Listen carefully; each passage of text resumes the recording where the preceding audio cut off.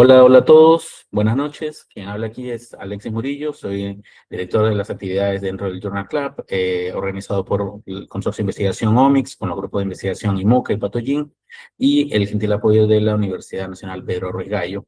Eh, Me gustaría dar la bienvenida a esta sesión pública. Tenemos la sesión pública de nuestro Journal Club en Biología del Cáncer, y para el día de hoy vamos a tener el paper que están viendo en su pantalla, que ha sido seleccionado por el candidato a doctor Juanjo Contreras, para compartir brevemente un poco de la trayectoria de este investigador.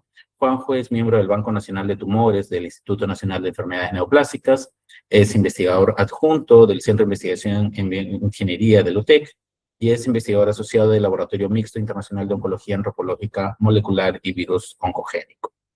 De esta forma contamos con la experiencia de Juanjo, quien también es egresado del programa de doctorado de Ciencias de la Vida y magíster en Bioquímica y Biología Molecular por la Universidad Peruana Cayetano Heredia, y cuenta con una formación especializada en bioinformática aplicada al análisis espacial de bioimágenes en Francia, secuenciamiento de nueva generación, incluyendo experiencias en el Wellcome Genome Campus del Reino Unido, y análisis de datos moleculares y epidemiológicos.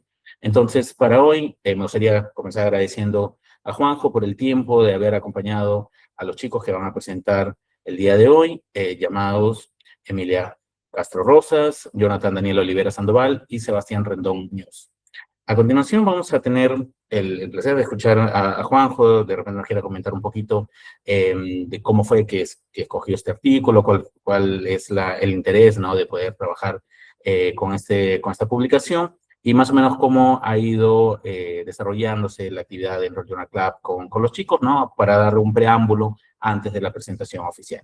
Sin más que decir, me gustaría agradecer a todos ustedes por estar aquí, agradecer a los patrocinadores de Omics, Amacet, Intelab y Biotecnómica, y asimismo agradecer doblemente a los chicos, a Emilia, a Sebastián, a Jonathan y a ti, Juanjo, nuevamente por todo el tiempo brindado. Muchas, muchas gracias. Juanjo, te doy el pase. Muchas gracias, Alexis. Primero que nada, agradecer por la presentación y por la invitación de, por- de formar parte de esta presentación del día de hoy en el Journal Club.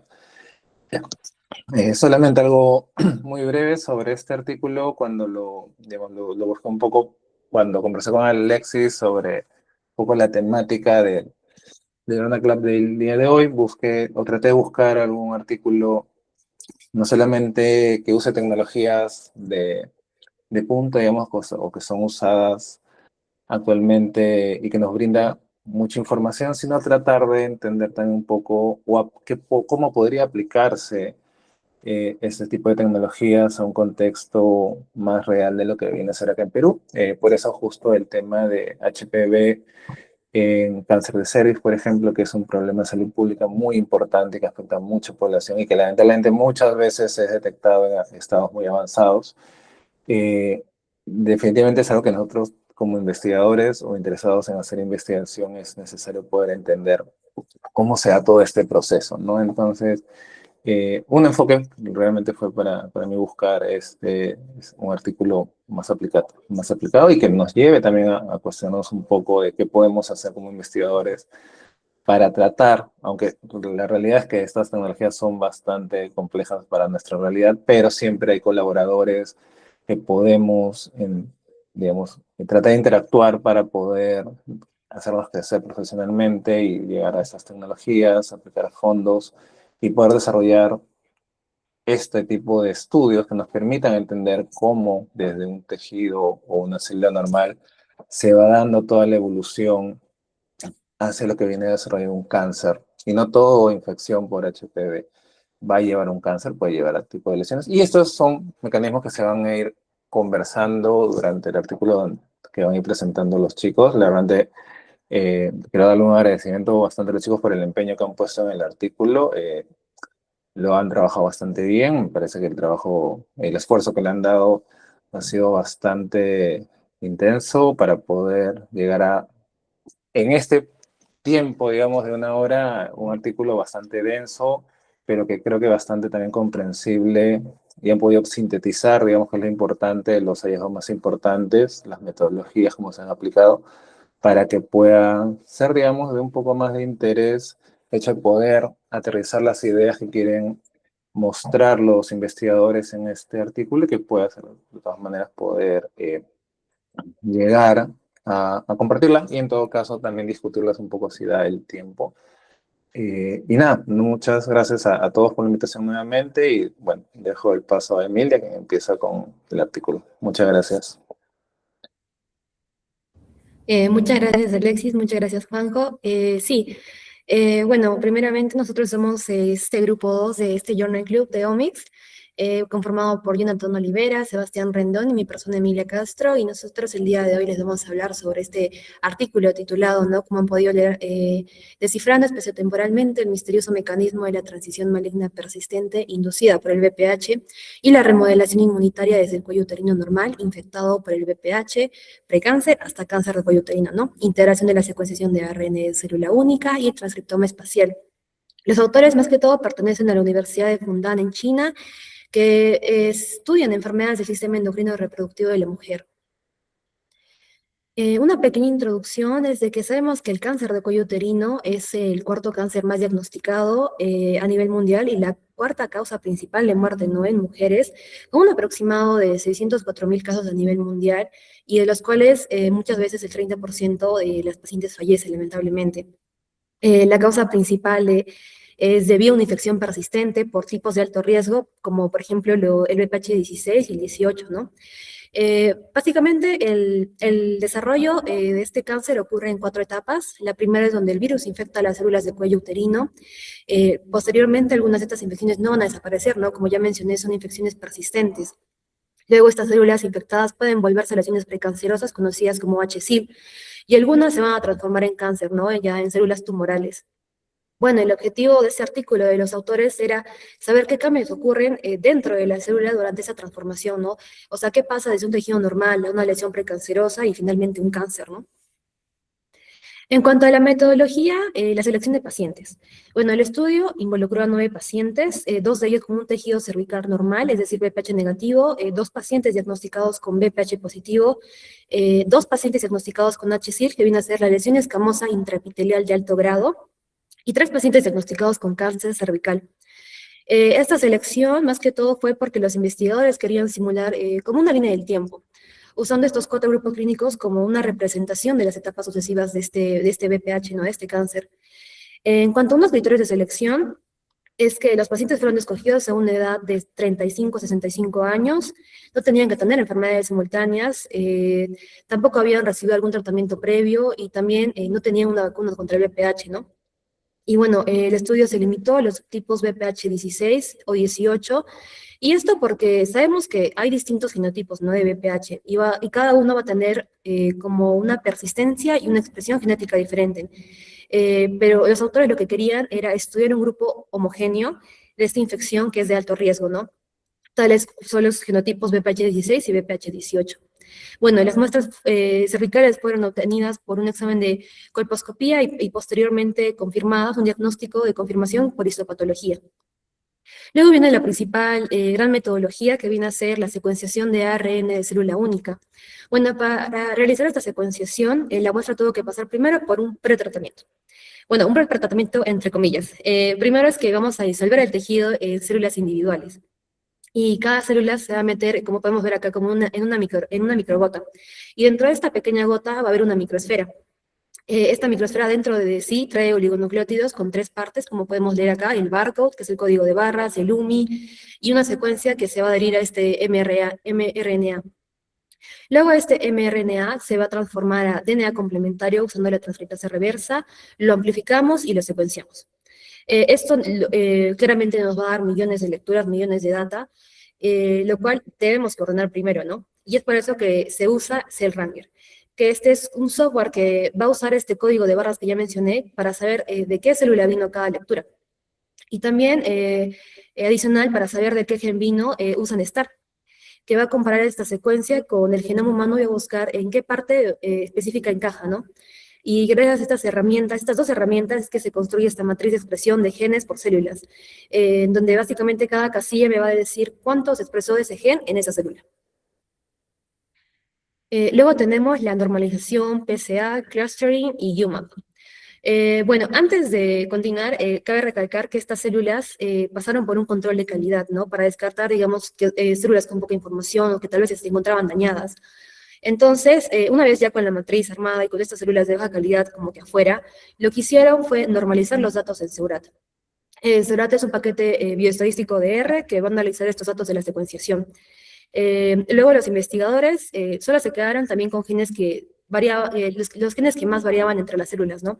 Esto porque a veces hay genes que se van a expresar casi igual en todas las células y eso pues como que no nos ayuda mucho a diferenciarlas, ¿no? Es por eso que se quedaron con las que más variaban. Y bueno, a pesar de haber hecho todo esto, la información seguía siendo demasiada, ¿no? Es como lo que conocen en Big Data. Y es por eso que hacen uso del PSA, ¿no? Que es el análisis de componentes principales, que básicamente lo que hace es tomar toda esta información y la resume en coordenadas. Eh, ya con esta información resumida es que van a agrupar las células que se van a parecer entre sí, ¿no? Y eso se le conoce como clustering o clusters. Luego, para poder ver estos grupos, usaron el UMAP, que va a tomar esta información y la va a aplastar como que en 2 dimensiones para poder graficarla como podemos observar acá. Luego, en cuanto a la identificación de tipos celulares, ya con estos clústeres formados es que se les asigna una identidad para saber qué tipo de célula representa cada grupo.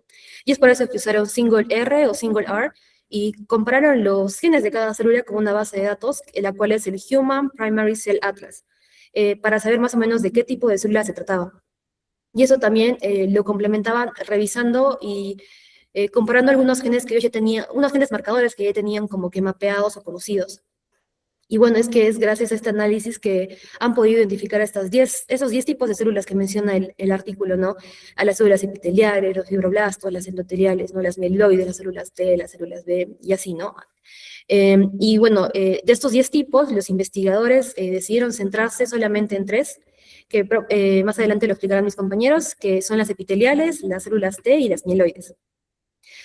Porque básicamente lo que ellos querían era saber cómo es que cambia el epitelio primero y también cómo es que esta respuesta inmunológica a través de las células T y las mieloides es que cambiaba o evolucionaba respecto a avanzaba la enfermedad, ¿no? Luego tenemos los métodos de análisis avanzados. Primero, el análisis de ciclo celular. Acá los autores más o menos querían saber en qué fase se encontraba cada célula. Y bueno, sabemos que la célula tiene 3 etapas, ¿no? La fase de crecimiento conocida como la G1, donde está duplicando su ADN, que es la fase S, y bueno, ya cuando se está dividiendo, la conocida fase G2 o M, ¿no? La mitosis. Y bueno, para esto ellos usaron el 6-cycle scoring de Seurat. Luego también hicieron un análisis de CNV. El CNV, esas son sus siglas, pero en inglés es el Copy Number Variation, o en español también sería la variación en el número de copias. Ellos usaron el InferCNV, que este es un paquete de R que me va a ayudar a comparar el nivel de expresión de genes en cada cromosoma. Y esto va a compararme en un grupo de células normales y un grupo de células, digamos, de la que quiero estudiar, ¿no? La que quiero evaluar, que en el caso del artículo fue las células epiteliales. Y esto para poder inferir si hay regiones en el cromosoma, ya sea con más o con menos copias de ADN. Lo principal de este análisis es de que los ayudó a saber si la célula se estaba convirtiendo, si se estaba tomando características de una célula cancerosa, no una célula tumoral. Luego tenemos el análisis de pseudotiempo o pseudotime. Este análisis me dice cómo se cambian las células conforme progresa la infección, ¿no? Ya sea desde un estado normal hacia un estado canceroso. Y bueno, acá los autores usaron justamente el pseudotime, usando Monocol 2, Monocol 2, esto para poder construir una trayectoria. Yo lo ejemplifico como una línea del tiempo, ¿no? Que me dice cómo puede ir evolucionando una célula normal hasta un estado ya avanzado como es el cáncer. Luego tenemos el análisis ESENIC. ESENIC es un método computacional que me va a ayudar a saber qué factores de transcripción es que regulan este comportamiento en la célula, ¿no? También quiero resaltar que ESENIC es una inferencia de esta regulación. Básicamente, no es que me demuestre una unión física en sí. Luego tenemos la comunicación célula a célula, que los autores querían saber si es que había una comunicación entre las células epiteliales, las células T o las células mieloides, ¿no? Entonces, también querían saber si es que había una variación en cuanto a la progresión de la enfermedad en esta comunicación. Es por eso que ellos usaron el Cell Phone DB. En cuanto a la segunda gran metodología es el Spatial Transcriptomics, también pasó como una preparación esta muestra. Primero fue cortada en fragmentos de 4 a 5 milímetros cúbicos y bueno, fue preservada esta muestra a menos 80 grados centígrados. Esto para evitar la degradación de nuestro ARN, ¿no? Luego se puso en el OST. El OST es el Optimal Cutting Temperature Compound. Este material es como que me va a ayudar a sostener el tejido mientras hace el corte, y es así que también, es así que gracias a esto es que se obtuvieron estas pequeñas láminas, ¿no? Estas pequeñas criosecciones de 10 micrómetros, y estas láminas se pusieron encima de esta matriz del Spatial Transcriptomic Array.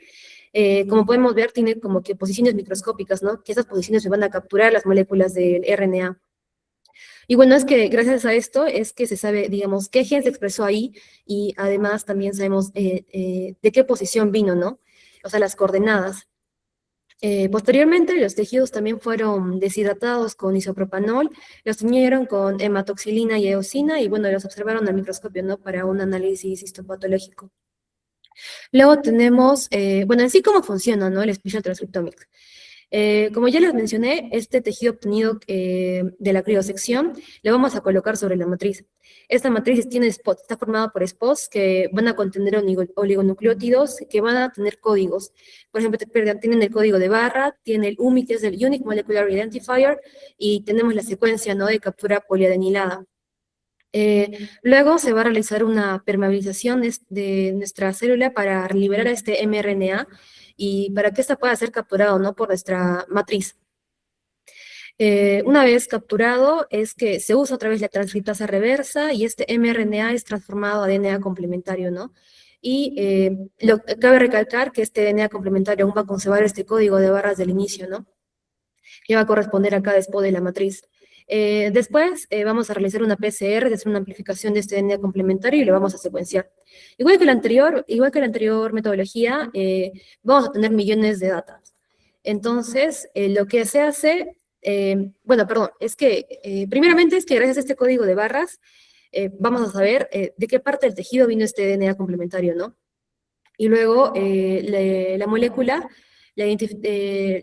única de identificación nos va a decir cuántas moléculas originales es que había realmente, ¿no?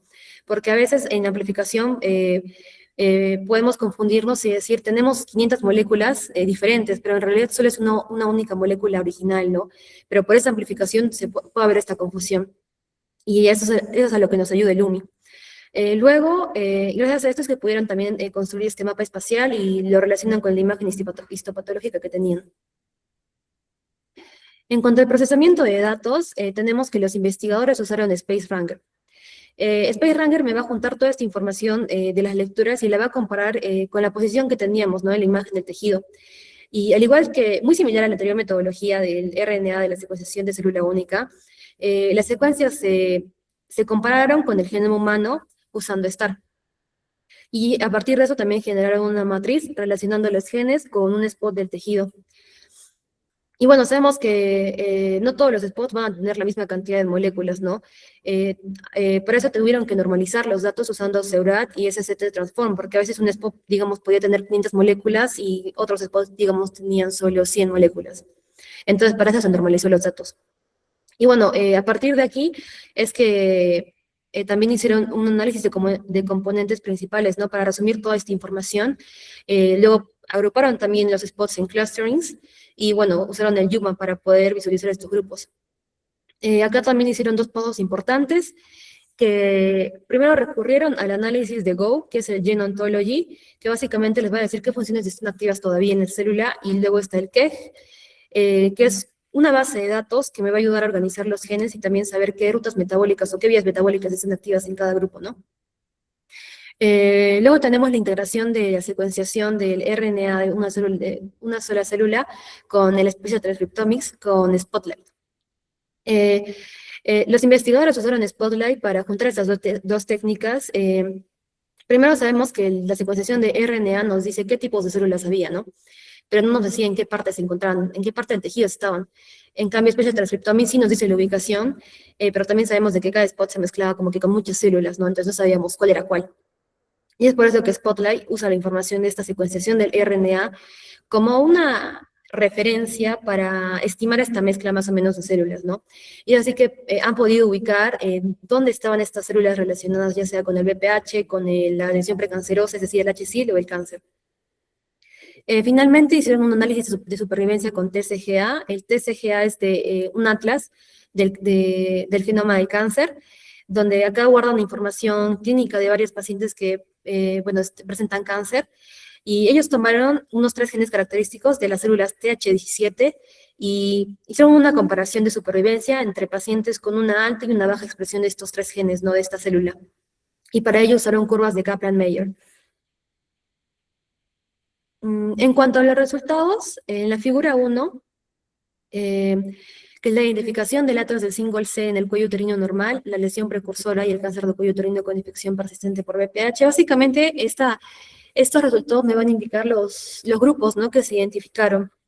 Por ejemplo, en la figura 1A, acá es como un resumen del estudio. Vamos a partir de esos 9 pacientes, ¿no?, que mencioné al inicio, los cuales se dividieron en 4 grupos, y bueno, cada muestra se le aplica estas 2 técnicas, ¿no? La secuenciación de ARN de célula única y la especie transcriptómica. Y estas figuras que podemos ver acá son como los resultados de los análisis que ya mencioné anteriormente, ¿no?, usando la bioinformática. Por ejemplo, acá podemos ver un UMAP, acá podemos ver un heatmap que representa, digamos, los genes marcadores expresados en cada clúster. Acá esta es una gráfica de pseudo-tiempo, ¿no?, que me muestra cómo es que evolucionan las células de un estado a otro. Acá podemos ver el cell-phone-DB, la comunicación de célula a célula. Acá es los 3 tipos de célula en las que se centró el artículo, ¿no? La célula T, la célula epitelial, la célula mieloide. Y bueno, esa es la curva de Kaplan-Meier. En la figura 1B, este es mi UMAP. Podemos ver que son similares, pero cada uno me va a ayudar a verificar distintas cosas, ¿no?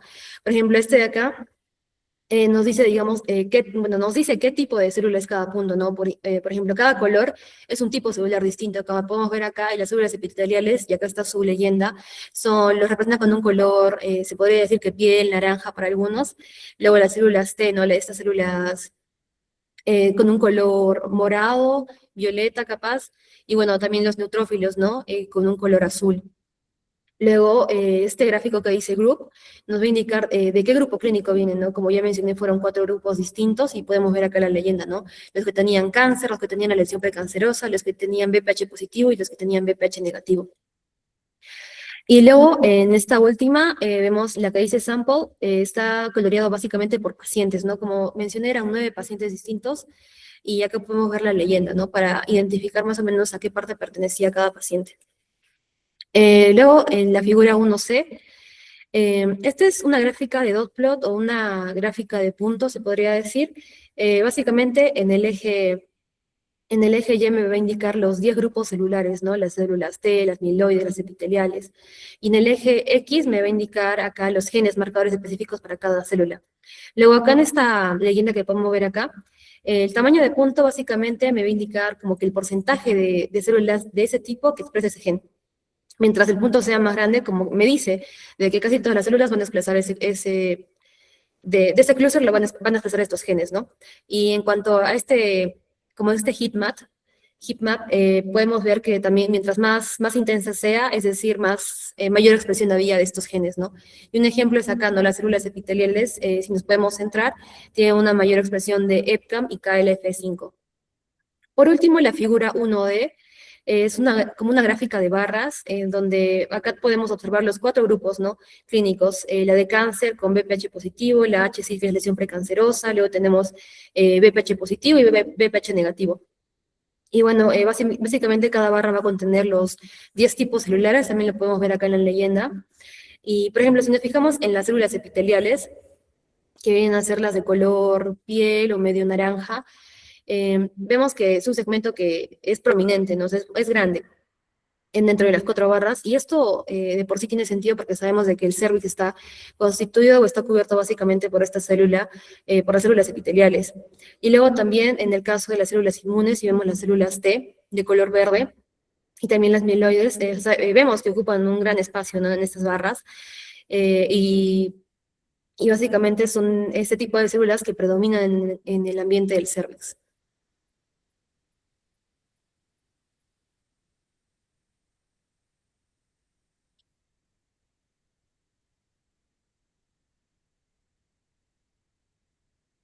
Pregunto, ¿se me escucha bien? Ahí se está viendo mi pantalla.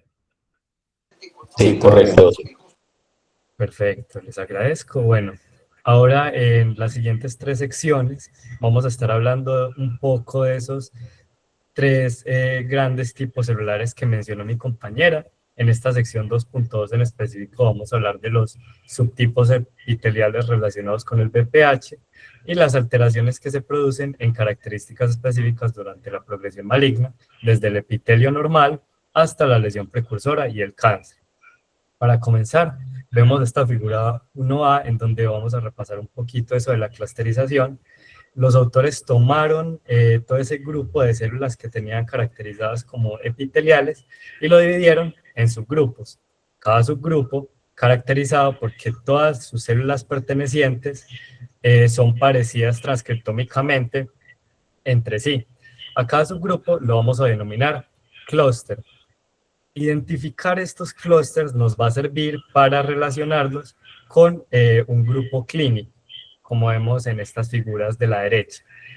En principio en la B vemos cómo se identifican las células que estaban infectadas por VPH y ya en la figura C vemos la identificación de las células para cada grupo clínico, normal VPH positivo, lesiones intraepiteliales escamosas de alto grado, HSIL, y cáncer. Y en base a eso definimos que para cada grupo son estos clústeres los que pertenecen a ese grupo. Y esto nos sirve precisamente porque una vez tenemos estos clústeres, podemos comenzar a buscar genes específicos, que es precisamente lo que vemos en estas gráficas de acá. Comenzamos entonces por esta gráfica, vemos en moradito pintadas las zonas donde casi no se expresa este gen y a medida que va cambiando de color hacia verde, amarillo, incluso rojo, significa que ese gen se exprese más. Vemos que aquí ese color amarillo, rojo, se concentra en esta zona inferior que casualmente en el gráfico UMAP coincide con este clúster número 1, que es perteneciente al grupo clínico normal VPH positivo. Por tanto, estos dos genes de la figura E van a ser marcadores del grupo normal VPH positivo. Y esa es la lógica que sigue, pues como todas las gráficas. Sin embargo, es más interesante explorar un poquito esa función biológica que tiene cada gen. Digamos que estos genes de acá controlan la proliferación celular y en general tienen funciones antitumorales, por eso se expresan en normal. Ya en la figura E vemos un gen que codifica para una proteína que degrada matriz extracelular y otros 3 genes que codifican para proteínas de adhesión intercelular, denominadas caterinas. Todos estos genes son relativos al grupo HSIL. Digamos que el sentido biológico de esto es que en este grupo las lesiones se tienen que expandir y para expandirse necesitan degradar esa matriz extracelular, mientras que para las caderinas, digamos que es un poco contraintuitivo porque uno pensaría, bueno, si las lesiones se tienen que expandir, antes lo que necesitan es adherirse menos a sus células adyacentes y no expresar más proteínas de adhesión celular.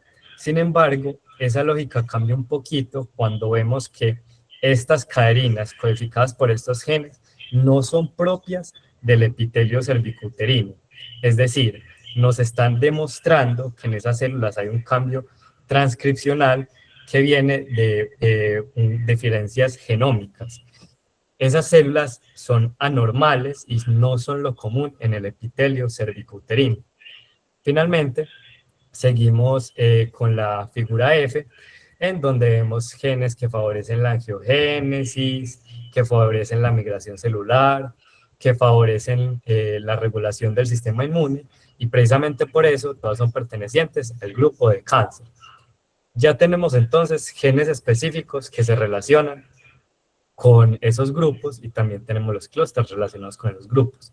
Pero queremos ver cómo, digamos, progresan esos grupos a través del tiempo. Es precisamente para lo que hacemos este análisis UMAP.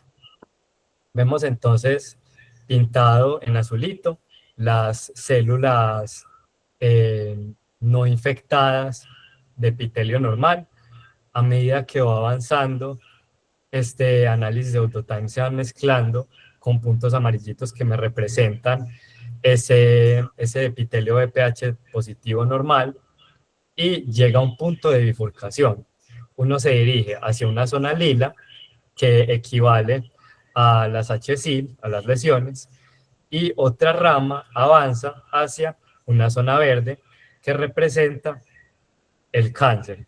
Digamos que lo que podemos inferir o deducir de esta gráfica es: la enfermedad avanza y llega a un punto que se dirige o hacia lesiones premalignas o se dirige hacia cáncer. Este hallazgo, digamos que no es algo muy impresionante, porque ya es algo de lo que habíamos hablado al principio del paper. Sin embargo, tengámoslo en cuenta porque va a ser la base para otras cosas de las que vamos a hablar después en la presentación. Por ahora, miremos estas tres gráficas de la izquierda. En esta primera gráfica se utilizó la herramienta CNV para contar las copias de ADN que tenía cada célula. Como ya lo mencionó mi compañera anteriormente, lo que se esperaba es que el número de copias de ADN fuera mayor en las células cancerígenas, que precisamente es lo que se ve en esta gráfica. En morado están pintadas las células que tienen un menor número de copias de ADN, mientras que en amarillo, rojo están pintadas las que tienen un mayor número de copias, que justamente coincide con el lugar en donde están ubicadas las células cancerígenas. Esta gráfica de acá abajo me representa el mismo análisis de pseudotime, pero ya por clústeres, y esta gráfica en medio es importante entenderla y tenerla en cuenta. Digamos que el software, cuando está realizando estas gráficas, lo que hace es partirme toda la gráfica por segmentos. Cada segmento determinado porque en cierto punto hay, digamos, un cambio transcripcional importante, se termina el segmento y se comienza uno nuevo. De esta manera obtuvimos 9 segmentos dentro de esta gráfica que vamos a denominar estados. Y eso lo aplicamos para entender esta figura de acá, que al principio asustó un poco, pero es como un poco lo que ya habíamos visto antes. En la parte de arriba tenemos lo que es el tipo celular, y digamos que ese tipo celular son básicamente ramas.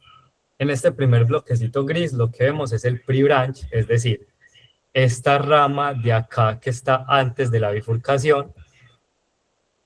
Vemos en rojo la rama que se dirige hacia cáncer, y vemos en azulito la rama que se dirige hacia HSIL. Ahora, en la izquierda tenemos bloques que son básicamente grupos de genes. A estos grupos de genes los vamos a denominar módulo. Y ya dentro de los colores que están en la gráfica, eso significa que entre más azul esté una zona, significa que un gen perteneciente a ese módulo se expresa poquito en un grupo clínico en específico. Y entre más roja esté una zona, un gen relativo a ese módulo se expresa mucho en ese grupo clínico. En la gráfica vemos pues que hay como una división central. Eso nos indica que la pre-branch se puede ir hacia cáncer o hacia HSIL, y digamos que la conclusión que sacamos de esta imagen es: la expresión de genes es diferente en cáncer frente a lo que es en HSIL. En base a eso nos preguntamos, ¿será que la expresión génica determina si esta pre-branch coge hacia el lado del cáncer o hacia el lado de HSIL? En base a eso, con todo esto que hemos identificado, todos estos genes de los que hemos hablado, se mira estos genes, el comportamiento específico a través de los estados. Vamos a repasar un poquito eso. Los punticos que vemos de colores equivalen a los estados. Recordemos en esta gráfica, estos son los estados determinados por el análisis pseudotime. Tomamos todos estos estados de acá que equivalen a la pre-branch, a lo que pasa antes de la bifurcación, y a la rama que va hacia el cáncer. Excluimos los estados pertenecientes a HSIL y también excluimos este estado café, que es el número 9. Ahora también vemos las branch que se distinguen porque son líneas. Tenemos la línea continua, que es relativa a los estados de la rama de cáncer, y una línea punteada, que es relativa a los estados de la línea de HSIL. Importante tener en cuenta acá, los estados nos hablan de densidad celular y las líneas nos hablan de comportamiento de expresión génica a través de los estados. ¿Qué significa eso? Vamos con un ejemplo en esta gráfica de acá. Vemos abajito en colores lo que son los estados y vemos en el eje de las Y, digamos, una cuantificación de la expresión de este gen. Es decir, entre más bajito sea, ese gen se me expresa menos, y entre más alto sea, ese gen se me expresa más. Entonces lo que me están diciendo es, a este nivel hay una sola célula que me expresa este gen. Más abajito, a nivel 10, hay, por decir, 3 células, 4 células que me expresan este gen. Así para cada estado, y la misma lógica con los puntos de cada gráfica. Ahora pasamos a entender las líneas. Simplemente me hablan del comportamiento de la expresión de ese gen en determinado estado. Es decir, aquí el promedio de expresión de este gen estaba en 0.1 y a través de los estados, cuando llegó al final, al 5, perdón, al 1, al que es cáncer, subió la expresión de ese gen a 10. Y esa es la lógica que siguen básicamente todas las gráficas. Aquí lo que tenemos que hacer es analizar ese comportamiento. Vemos entonces que en todas estas figuras el gen empieza expresándose poco y termina expresándose más de lo que estaba al inicio. Eso quiere decir que cuando pasamos de normal hacia HSIL cáncer, ese gen aumenta su expresión. Disculpen. Aquí. Nuevamente en estas gráficas. En esta gráfica de acá, en estas 3 gráficas de acá, vemos que el gen comenzó expresándose poco, pero terminó expresándose aún menos que al inicio. Es decir, cuando pasamos de normal hacia HSIL cáncer, este gen se expresa menos. Y estas últimas 6 gráficas de acá son muy interesantes porque vemos que la línea continua, que es relativa a cáncer, y la línea punteada, que es relativa a HSIL, toman direcciones diferentes. Una va hacia arriba y otra va hacia abajo, a diferencia que en las otras gráficas. En base a eso, podemos deducir que estos genes determinan si la enfermedad o si la infección toma un rumbo hacia cáncer o un rumbo hacia HSIL. Por eso vamos a llamarlos genes nodo. En esta gráfica, lo que se quería ver es qué genes me regulaban los grupos clínicos. Digamos que los cuadritos, entre más rojas estén, más expresa este gen en el grupo de la enfermedad, y entre más azules estén, menos expresa un gen en cierto grupo clínico. Lo primero que nos llama la atención es que HSIL es contrario, la expresión en HSIL es contraria a la expresión en cáncer, es decir, lo que se expresa mucho en HSIL se expresa poco en cáncer. En base a eso, identificamos un primer gen importante, que es el BRCA1, está muy expresado en HSIL, digamos que regulando esa progresión que está intentando tener la lesión premaligna hacia cáncer. Finalmente, el BRCA se ve, en términos sencillos, superado, hay mutaciones, deja de expresarse, comienzan a proliferar un montón de genes, se expresan más, y todos estos genes, que son estos de acá, regulan la proliferación celular anormal que sucede en cáncer. Ya con esto terminamos de ver las células epiteliales. Vamos a pasar a hablar de las células T. Digamos que esto ya es un poco más sencillo porque sigue el mismo flujo de trabajo. Primero se hace clusterización y se dividen las células en CD8 positivo y CD4 positivo. Se hace una reclusterización para ver los subtipos celulares de cada tipo celular. Y ya en estas gráficas, digamos que vemos la densidad de poblaciones celulares por grupo. Aquí a la derecha tenemos los tipos celulares que identificaron son importantes y tenemos los clústeres respectivos que se les fueron asignados. Aquí vamos a empezar a ver este cuadrito negro que representa a los linfocitos T invariantes asociados a mucosas. Vemos que cuando comienza la infección, la población de MATE es muy grande, pero se reduce en cáncer. Este aumento en su población en la infección, digamos que se puede ver a su función de vigilancia en el epitelio. Pasamos ya a los linfocitos T de memoria recientemente activados.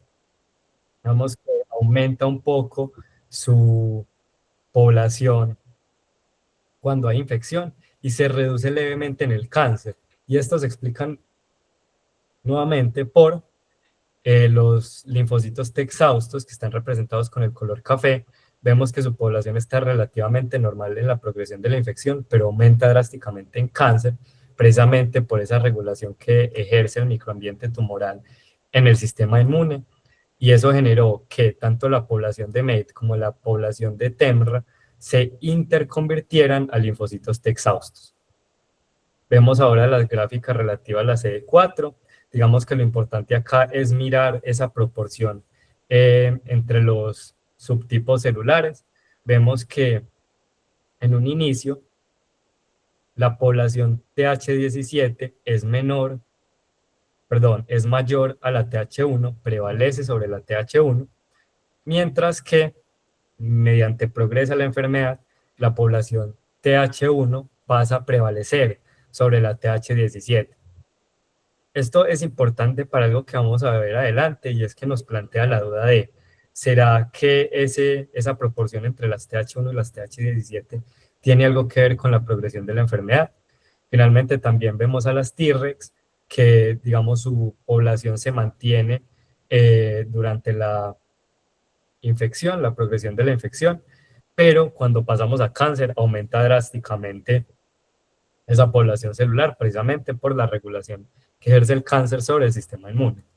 Vamos entonces a pasar primero sobre los linfocitos CD8 positivo. Digamos que estas gráficas no representan más que comprobaciones, que afirmaciones de que ciertos clústeres son relativos ya sea a naiveness, a exhaustion o a citotoxicidad.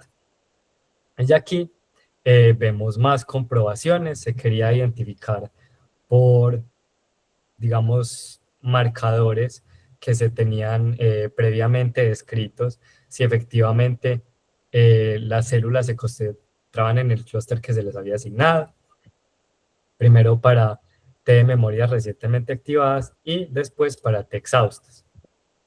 Y ahora vemos el análisis pseudotime de los linfocitos TCD8. Comenzamos entonces con las células naive, progresamos hasta que hay un punto de división entre ramas, una se dirige hacia MATE, otra se dirige hacia linfocitos T de memoria y otra se dirige hacia linfocitos T exhaustos. Interesante notar acá que la rama de linfocitos T exhaustos predomina en lo que es el grupo de cáncer frente al resto de grupos. Ahora pasamos a los linfocitos TCD4, nuevamente más figuras de comprobación, con marcadores previamente ya definidos para firma TH17, T reguladoras y TH1. Vemos el análisis pseudotime, en donde comenzamos con las naive y llegamos a un punto de bifurcación en una rama que se dirige hacia TH1 y otra rama que se dirige hacia TH17. Vemos justamente que este TH1 coincide con cáncer, mientras que las TH17 coinciden con el epitelio infectado, pero sin ninguna lesión. Esto nuevamente nos trae de vuelta la duda que les había mencionado al principio. ¿Será que esa proporción TH1-TH17 tiene algo que ver con la progresión de la enfermedad. Esa es la pregunta que intentan resolver los autores con esta gráfica. Aquí es donde tomaron datos de la base de datos de cáncer TCGA, vieron pacientes con alta firma de TH17 y pacientes con baja firma de TH17. Y encontraron que los pacientes que tenían una alta firma de TH17 tenían un mayor porcentaje de supervivencia frente a los que tenían una firma baja de TH17.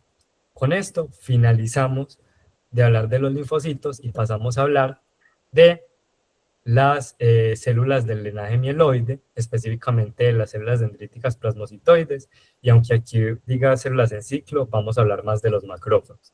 Comenzamos con el mismo flujo de trabajo, gráfico MAP para clusterización, se identifica con un grupo de la enfermedad, y ya en la figura C vemos la densidad de estas poblaciones celulares por grupo. Encontramos que tanto macrófagos como células dendríticas plasmocitoides aumentan su población en cáncer. Precisamente por eso se escogieron para estudiarlas más a profundidad. Comenzamos entonces con las células dendríticas plasmocitoides. Digamos que esto nuevamente no son más que figuras de comprobación para marcadores ya predefinidos.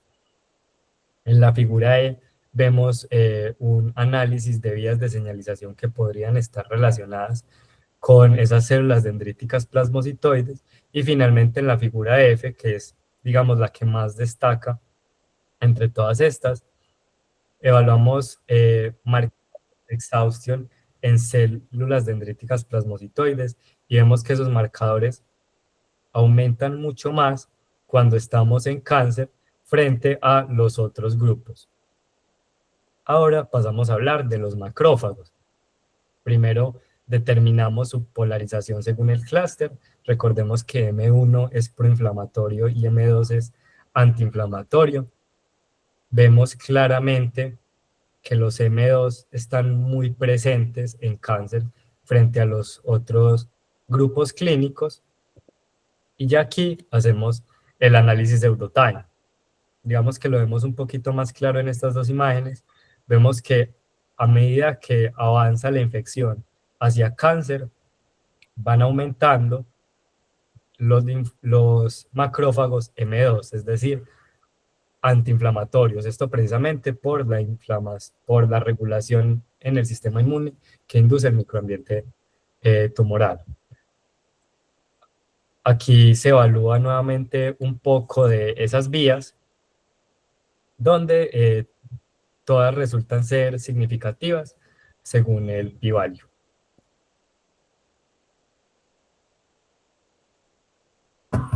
Muy bien, buenas noches. Vamos a continuar con el punto 2.5 del artículo, que corresponde a analizar la comunicación entre las células epiteliales, las células T y las células mieloides en el contexto del microambiente inmunológico. Siguiente. Muy bien, antes de entrar en detalle a las interacciones específicas, quiero que veamos un panorama general en esta figura, la 5A. Esto lo que vemos acá como resultado es resultado de la técnica Selfon, y es un diagrama de cuerdas, o como se llama en el artículo, el circos plot. Está conformado por un círculo completo dividido en arcos. Cada arco va a representar un tipo celular. Están las células epiteliales, los distintos subtipos de la célula CD4, la célula CD8 y la línea mieloide. Ese mismo esquema que habíamos visto en figuras anteriores. El tamaño de cada arco va a reflejar cuánto va a participar cada tipo de célula en las interacciones que se detectan a través de la técnica Selfon. Recordemos que la técnica Selfon trabaja la coexpresión de antígeno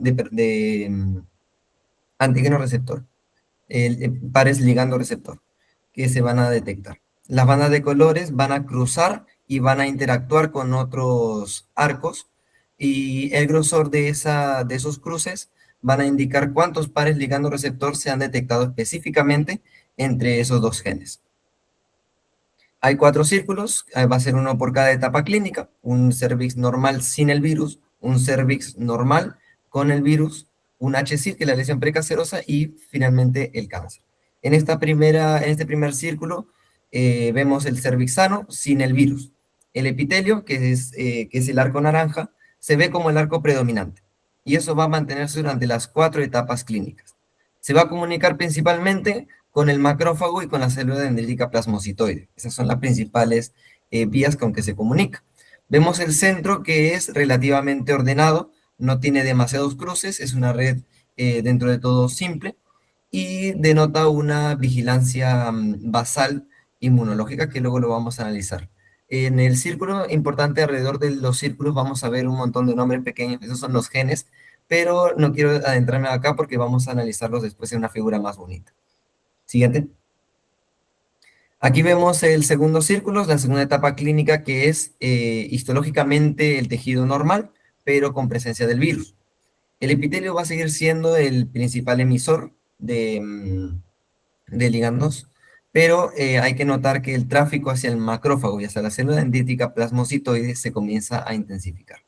Entonces esto va a estar congruente con un estado de alerta. Ya la célula epitelial va a estar reclutando las células mieloides para la defensa contra el virus, defensa y alarma antiviral. Siguiente. En la tercera etapa, la HSI, la etapa precancerosa, van a cambiar dos cosas fundamentales. Uno de ellos es el arco de la CD8T exhaustus, que lo vemos en la parte inferior de verde. Entonces antes era prácticamente invisible, pero ahora ya se nota claramente. Además, también los CD4T reguladores, que están hacia la derecha de gris, van a empezar a verse y van a estar presentándose de forma activa. El centro del círculo ya se ve visiblemente más denso que los dos anteriores, y es una etapa que el artículo lo menciona como etapa de balance antitumoral, protumoral. Es una etapa en la cual van a confluir señales protectoras y señales que van a evadir el sistema inmunológico. Siguiente. Y ya llegamos a la cuarta etapa del cáncer, vamos a ver 3 cambios claros. En primer lugar, y el que más resalta, el arco que antes estaba descrito por las células dendríticas plasmocitoides desaparece. No hay. ¿Y eso a qué se puede deber? ¿Se debe a que ya no hay células dendríticas? No, porque eso ya lo hemos visto anteriormente, que sucede lo contrario, en la etapa cancerosa aumenta la cantidad de células dendríticas. Entonces, ¿qué es lo que está pasando acá? Que esas células dendríticas plasmocitoides se vuelven menos activas. Funcionalmente se empiezan a inactivar en términos de comunicación. En segundo lugar, el arco CD4T regulador es el más grande de las 4 etapas, vemos a la derecha de gris, que es notablemente más grande, eso no estaba antes.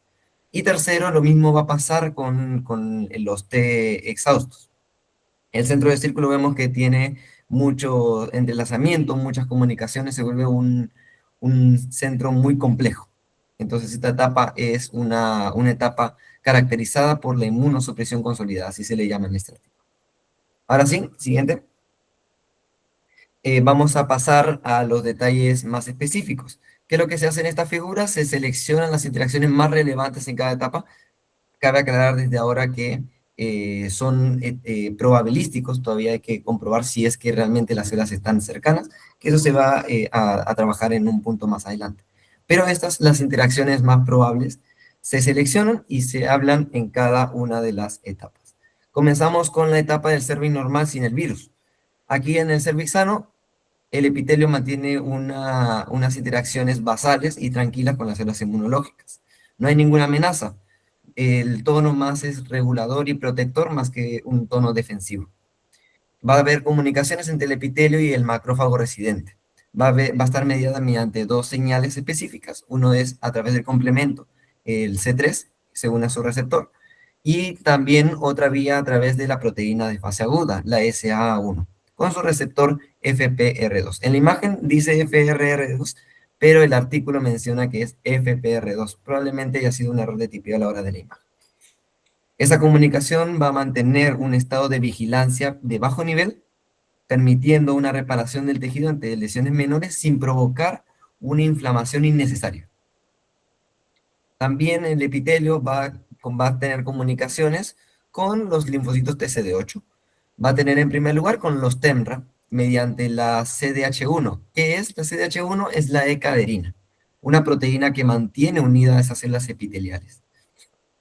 Entonces esa interacción va a actuar como un freno controlando esa actividad citotóxica de los linfocitos TEMRA y evitar un daño excesivo e innecesario a nivel del tejido. Y la segunda comunicación es con los linfocitos intraepiteliales, los T y L, mediante la filagrina, que es una proteína estructural de la barrera.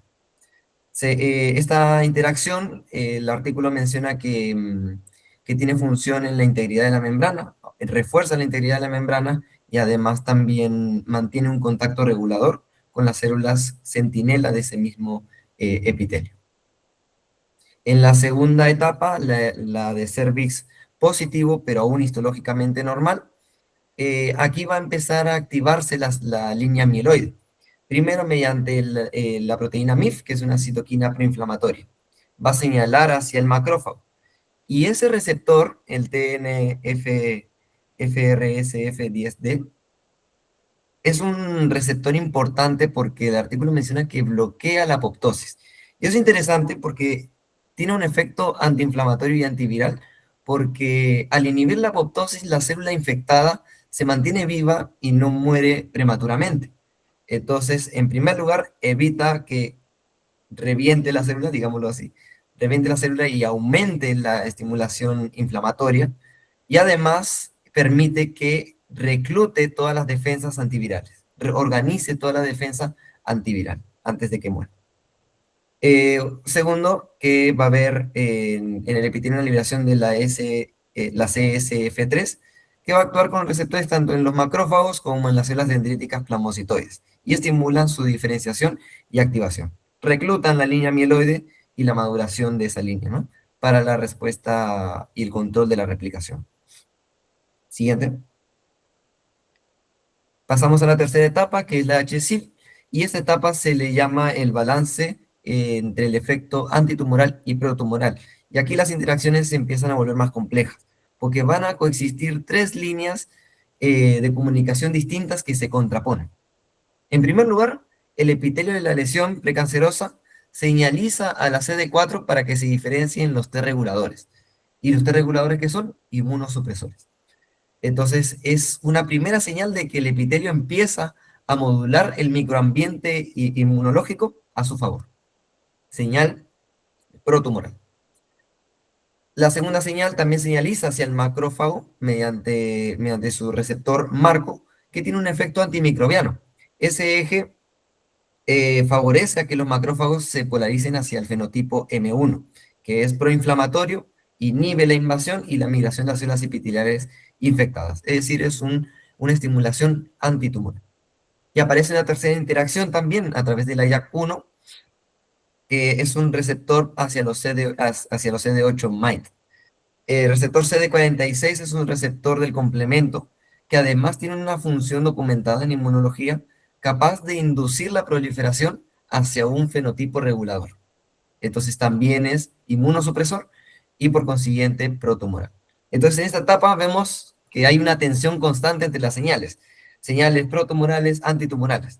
Por eso es que la etapa se le llama el balance antiprotumoral. Igualmente se aclara que en esta etapa aún sigue predominando el efecto antitumoral. Ya en una cuarta etapa, el cáncer, ya es la etapa invasiva, maligna. En el cáncer la red de comunicación se vuelve muy extensa y el balance se declina exclusivamente hacia elevación del sistema inmunológico. Y aquí hay algo importante, es que aparece algo que no había en ninguna de las anteriores, y aparecen señales de segundo orden. De primer orden nos referimos con las que la misma célula tumoral interactúa de frente con otra célula. Pero las de segundo orden son las que primero interactúa la célula tumoral con una célula y a su vez esa otra célula interactúa con otra. Es decir, es una señal de segundo orden. Vamos a hablar de esas señales. La señal tumoral, la célula tumoral va a emitir señales a través de la WNT. Es un eje de señalización altamente documentado en múltiples cánceres como oncogénico y además relacionado con una mayor agresividad tumoral. También interactúa directamente con las células CD8 exhaustivas, las TX, mediante la CEACAM5. Es una proteína que está estrechamente ligada con la incorporación del genoma del virus hacia el ADN del huésped. Y es una señal que prácticamente funcionaría como una presentación antigénica del tumor. Es decir, que es una vía donde todavía se puede reconocer, aunque parcialmente, pero se puede reconocer el tumor. Entonces se convierte en un posible blanco terapéutico. Y eso también se propone. Además, la célula tumoral libera mitquina, la MDK, que va a actuar sobre receptores a nivel del macrófago, favoreciendo la proliferación, la diferenciación hacia un fenotipo tolerante e inmunosupresor. También va a haber aquí esa señal de segundo orden que habíamos descrito que no estaba antes. Ese mismo macrófago, ya reprogramado por la mitquina, va a expresar el receptor CD86 y va a señalizar hacia el TCL4 del T regulador, reforzando el carácter inmunosupresor. Entonces, esa segunda estimulación sirve también como posible blanco terapéutico. Eso se propone como posible blanco terapéutico. Y una última señalización en esta etapa importante es una señal autocrina. La misma célula tumoral libera el CXCL17 y va a actuar sobre sí misma. Y esa señal está ligada con otros cánceres también, como el cáncer de mama, el cáncer del endometrio, y se ha documentado que provoca una mayor proliferación y migración de esas células tumorales. Siguiente. Ahora sí, la técnica Cellphone nos dio las interacciones probables que se basan en la coexpresión de genes entre clústeres, pero el problema es que cuando se disocia el tejido para realizar la secuenciación de ARN de célula única, se pierde toda información de dónde estaban las células. Dos clústeres pueden coexpresar un par ligando-receptor, pero en la realidad pueden estar distanciados por centímetros en el tejido. Entonces, esta sección 2.6 se realiza un perfil espacial precisamente para acaparar este vacío que estaba presente. Siguiente. Con respecto al diseño experimental, ¿qué es lo que se hizo? Se tomaron 4 muestras específicas. En vez de las 9, se seleccionaron 4. Una de cervix normal con el virus positivo, llamado SIN, una HSIL positiva, llamado NI, y 2 cánceres positivos, llamados SIM y LIM. Son nombres que han recibido esas muestras. Entonces, en vez de disociar este tejido, ya se ha aplicado en la metodología que se han realizado cortes con arrays para la conservación, la expresión genital espacial.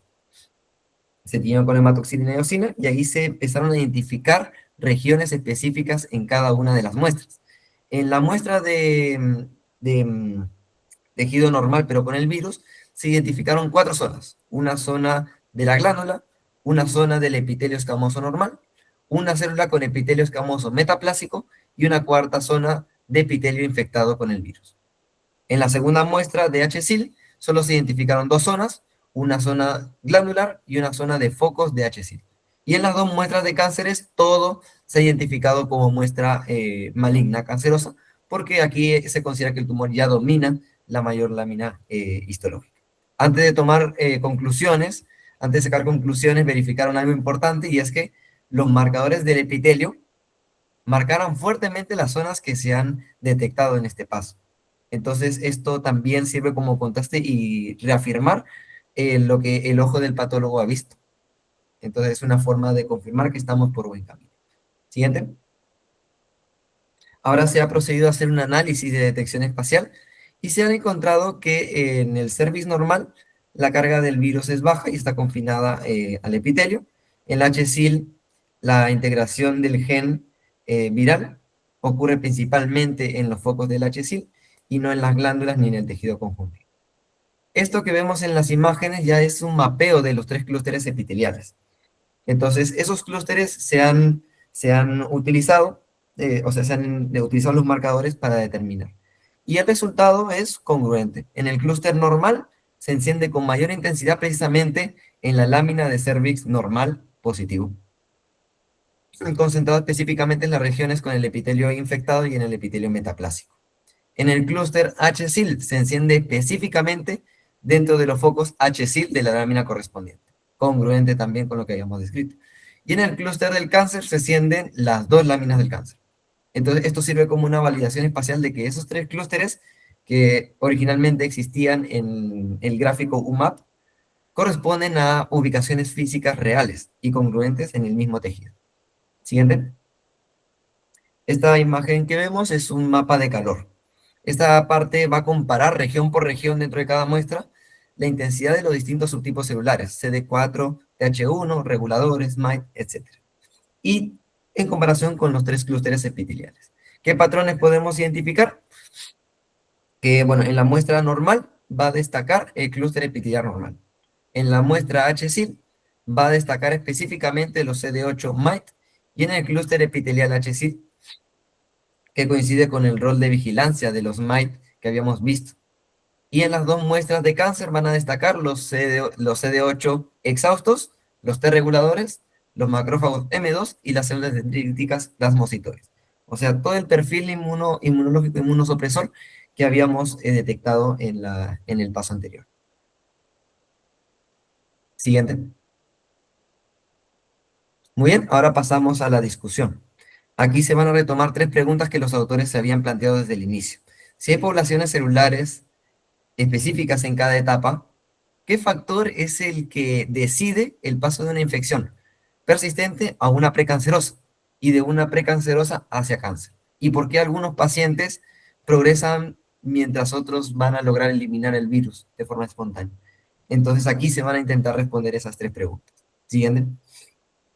Aquí primero vemos un diagrama con el eje epitelial, con las 4 etapas y los 3 clústeres que habíamos hablado, con los genes nodales que van a marcar cada transición. En el paso de infección a lesión precancerosa, hay 3 genes protectores que disminuyen: el TCN1, el TFF3 y el BPIFB1. Esos son 3 genes que van a disminuir, protectores.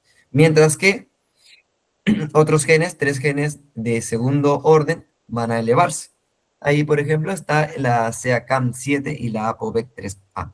Esa ApoB3A quiero destacarlo porque tiene un rol mutagénico. Se ha documentado que actúa a nivel del propio genoma, acelerando el daño.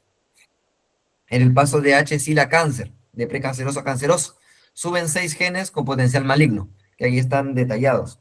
Uno de ellos es el CAN-L5, el CXCL10 y otros genes. Varios que ya han sido vinculados en la literatura con un peor pronóstico e invasión de otros carcinomas. Siguiente. En esta imagen vemos ahora el eje inmunológico, detallado, tipo de célula, cada paso. Los macrófagos van a migrar de polarización de M1 a M2 conforme va avanzando la enfermedad, señalizando por vías, por ejemplo, la PPAR o la interleucina 10 y otros factores, ¿no? Las células dendríticas plasmocitoides van a pasar de un estado activado y antiviral en la etapa temprana a una etapa de tolerancia inmunológica en el cáncer. Eso ya lo habíamos descrito, como las células dendríticas plasmocitoides, las comunicaciones van a disminuir en la etapa precancerosa, pero las células dendríticas son abundantes en esta etapa. Luego está también los CD4. Sí, ahí están los CD4, que van a mostrar una pérdida en la homeostasis entre los TH17 y los T reguladores. Van a aumentar los T reguladores a medida que avanza la enfermedad, y van a haber un desbalance que va a favorecer la carcinogénesis. Y por último, los CD8 van a tener la trayectoria que ya hemos visto, que va a subir la citotoxicidad de los TEMRA de forma temprana, pero van a terminar predominando los T exhaustos. Va a terminar con un proceso denominado la exhaustión. Siguiente. Entonces, con todo lo que se ha visto en ese artículo, se plantean blancos terapéuticos. Aquí vemos las propuestas. Las flechas verdes proponen estimular y las barras rojas van a proponer inhibir. Sobre los CD4 se propone inhibir el CTLA4 para frenar los T reguladores y así favorecer la conversión hacia el fenotipo TH1 y TH17. Sobre los CD8 se propone estimular el receptor CXCR3R1 para promover los TEMRA e inhibir la exhaustión. Habíamos descrito ese proceso de que al inicio aumentan los TEMRA, pero luego pasan a predominar los exhaustos. Aquí se trata de revertir ese proceso. Siguiente. Muy bien, sobre los macrófagos se busca frenar la polarización hacia los M2, y sobre las células dendríticas plasmocitoides se busca restaurar la producción de interferón alfa e inhibir otras señales que van a afectar a este nivel. Entonces, quiero especificar que estas flechas son hipótesis terapéuticas, basadas específicamente en los patrones de coexpresión y expresión de genes. No son intervenciones que se hayan estudiado aún experimentalmente, pero es un blanco para futuras investigaciones. Muy bien, los autores terminan el artículo reconociendo tres limitaciones principales. Uno es el tamaño muestral reducido, se han utilizado 9 muestras, se podría haber ampliado, solo que es muy complejo. También se incluyeron dos tipos de virus de papiloma humano, que es el tipo 16 y 18, y además reconocen una falta en la validación funcional in vitro o in vivo de todo lo que se ha propuesto. Con esto, el artículo cierra presentando el trabajo como el primer atlas espacio-temporal integrado con secuenciación de ARN de célula única y transcriptómica espacial en relación al cáncer cervical relacionado con el virus del papiloma humano.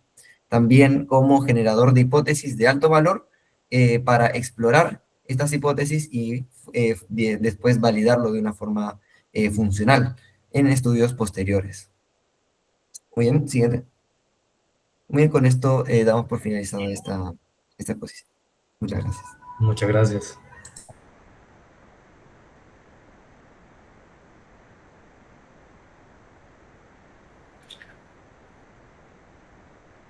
Hola, hola a todos, muchas gracias chicos, excelente presentación.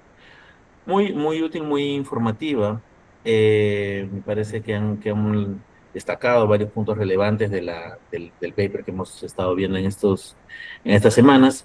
Entonces creo que podemos dar un espacio para preguntas. No sé si hay alguien que quiera preguntar, que quiera agregar algo, algo a esta presentación o tenga alguna duda, algo que no les haya quedado claro. Si desean pueden levantar la mano, pueden escribir aquí en el chat.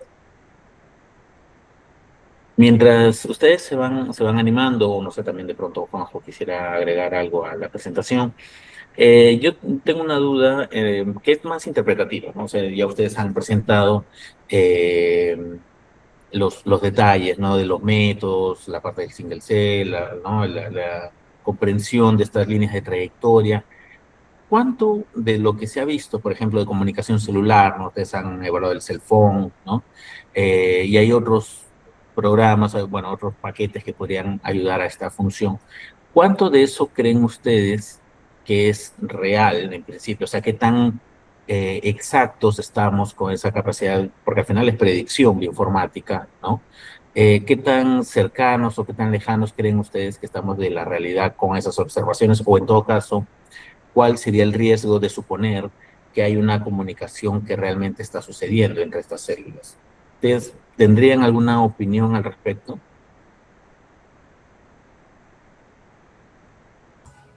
Bueno, yo pues por mi parte pensaría que digamos que toda esta cuestión de predicción bioinformática resulta ser bastante exacta, no solamente porque digamos que lo medimos con lo que es single cell, con el cell phone DB, sino que también implementamos el la variable de la cercanía, digamos, espacial que tienen estas células para, para hacer esas inferencias. Yo pensaría que es bastante exacta, sin embargo, no se le puede quitar que es finalmente una hipótesis, y como pues se decía al, al final, esas hipótesis deben ser validadas con experimentos, digamos, ya funcionales que me identifiquen todas estas vías o toda esta comunicación propuesta.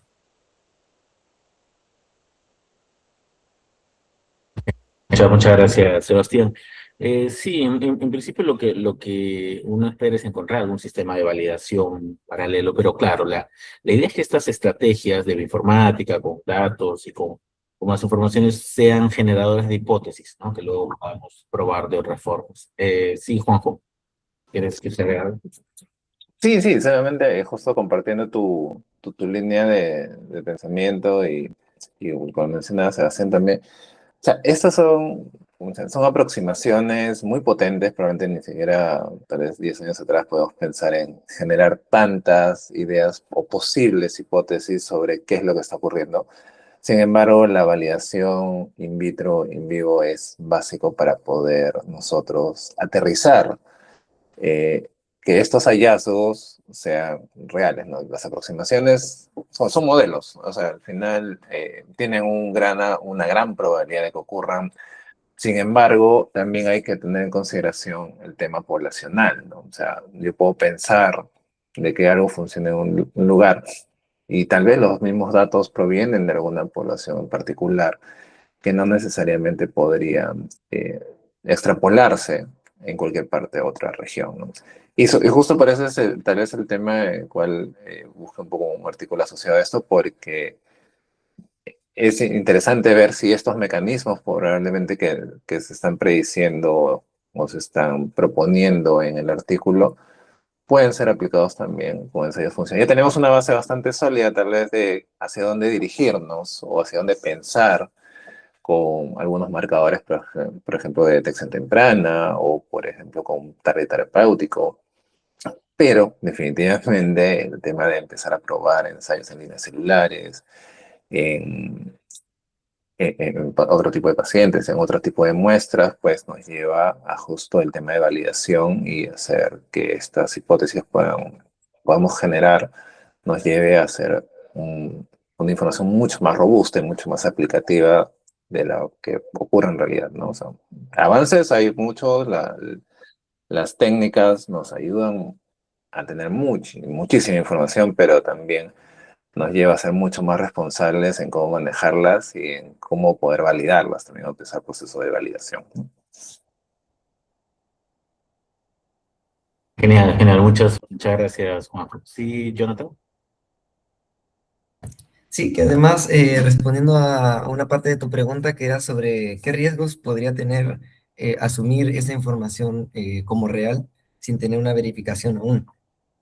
Ahí podrían haber varios riesgos, pero uno de ellos es un riesgo científico. Supongamos que alguien toma estas predicciones como hechos ya confirmados. Entonces diseña un estudio, un ensayo clínico o desarrolla algún fármaco para intentar bloquear una vía como las que se han señalado como propuestas. Y resulta que, no, que la vía no era funcional. Entonces ahí se pierden recursos, se pierde tiempo y también se podría exponer a los pacientes a una intervención sin una base consolidada. Además, también podría haber una implicancia más académica, diría, porque puede ser que como es convincente el relato, se puede tomar académicamente como si fuera un hecho demostrado y utilizarse como referencia, pero colocándolo como un hecho demostrado y no como una hipótesis que se debe comprobar aún. Entonces puede ocasionar que se empiece a acumular progresivamente ese sesgo. Y eso puede ser un riesgo también a la larga más académico.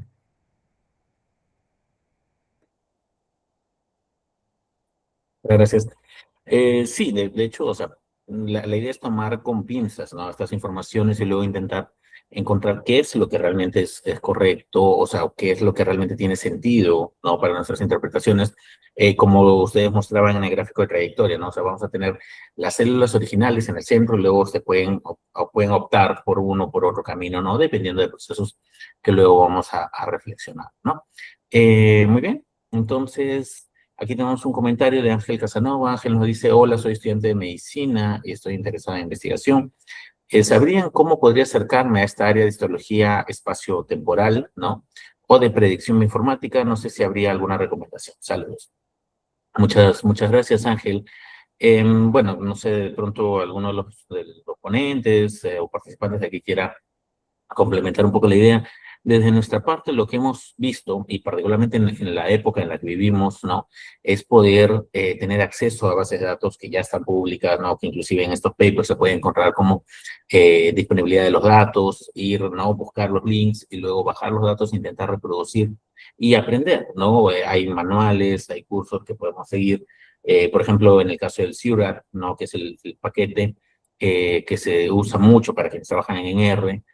Para Python es ScanPy, bueno, ahí depende un poco, ¿no? Depende del lenguaje. Pero si uno entra al manual, inclusive ellos tienen muchas guías autoexplicativas, ¿no? Son manuales que uno puede seguir, copiar y pegar los códigos. Y ya vienen inclusive con algunos datasets básicos, digamos, o sea, en términos de complejidad son más pequeños de los que uno puede encontrar por ahí, pero ya es un punto de partida para ir familiarizando, ¿no? No sé si alguien más quiere dar algún consejo, pero puedo buscar el manual del CIURAT en lo que vamos conversando y ya lo dejo aquí en el chat. Solamente para complementar un poquito tu idea del tema de acceso a bases.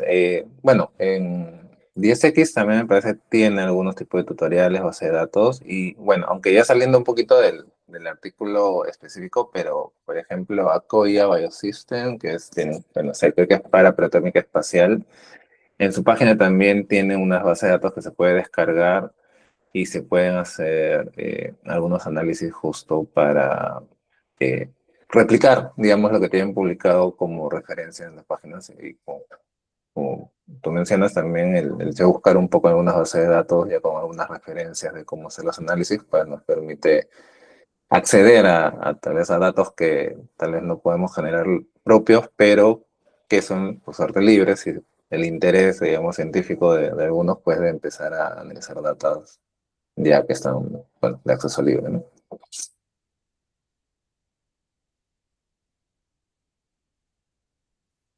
Genial. Muchas gracias, Juanjo. Gracias, Ángel, por la pregunta. Aquí te hemos dejado algunas informaciones. Genial. No sé si hay algún comentario adicional o algo que quieran agregar, de repente el equipo de presentación también.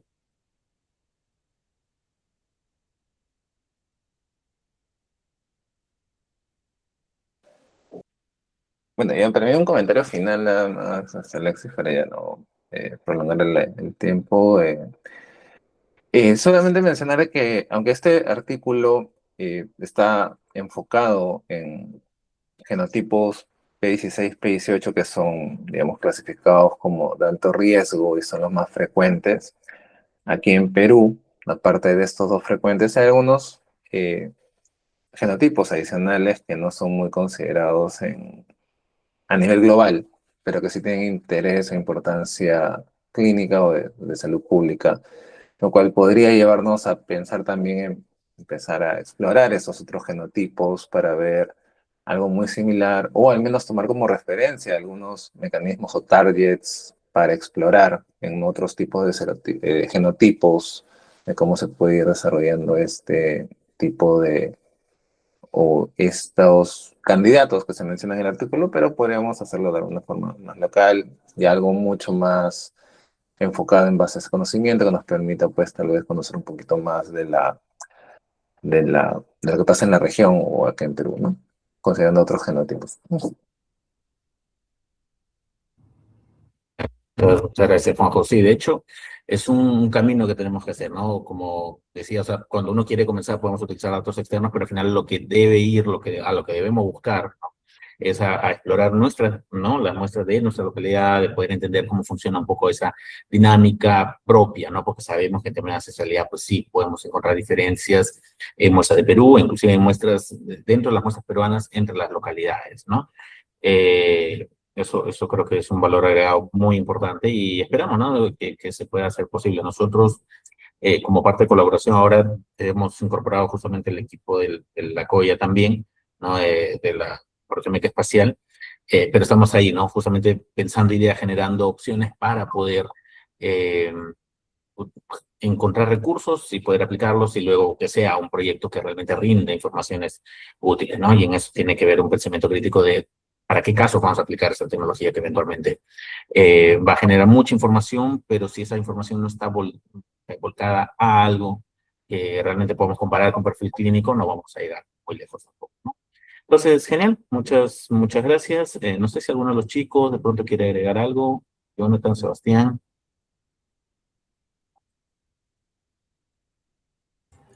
No, pues por mi parte, nada, quería agradecer tanto a Juanjo como a ti, Alexis, pues como por esta oportunidad, Juanjo, por estar acompañándonos a través de la realización de este Journal Club.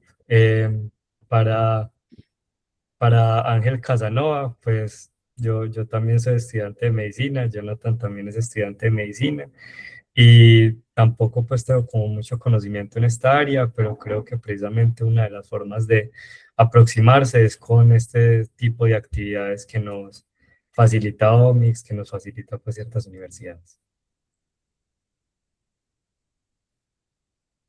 Genial. No, bueno, muchas gracias. Gracias a todos ustedes por el tiempo, gracias Juanjo por la guía y a todos por participar en esta sesión. Para el grupo 3 vamos a tener al doctor César Ortiz, él está seleccionando el artículo que se va a tratar, pero ya les iremos informando por correo próximamente. ¿Está bien? Bueno, muchas gracias. En cuanto tengamos la grabación, lo vamos a colgar en nuestro canal de YouTube y luego haremos ya la debida propaganda. Que estén bien, que tengan buenas noches, cuídense y ya nos estamos viendo en otra sesión. Gracias. Muchas gracias, feliz noche. Muchas gracias. Muchas gracias, buenas noches.